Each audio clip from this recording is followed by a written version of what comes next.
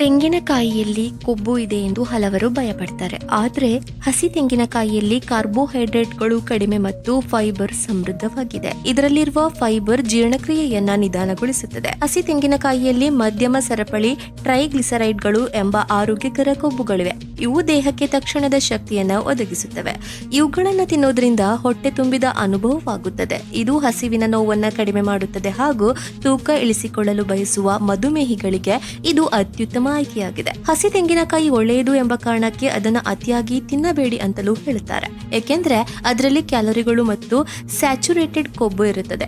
ಮಧುಮೇಹಿಗಳು ದಿನಕ್ಕೆ 2-3 ಸಣ್ಣ ತುಂಡುಗಳನ್ನ ಮಾತ್ರ ತಿನ್ನಬೇಕೆಂದು ವೈದ್ಯರು ಸೂಚಿಸುತ್ತಾರೆ. ಮಧುಮೇಹ ಇರುವವರಿಗೆ ಹೃದಯ ಸಮಸ್ಯೆಗಳು ಬರುವ ಸಾಧ್ಯತೆ ಹೆಚ್ಚು. ಆದ್ದರಿಂದ ತೆಂಗಿನಕಾಯಿಯನ್ನ ಮಿತವಾಗಿ ಸೇವಿಸಬೇಕು.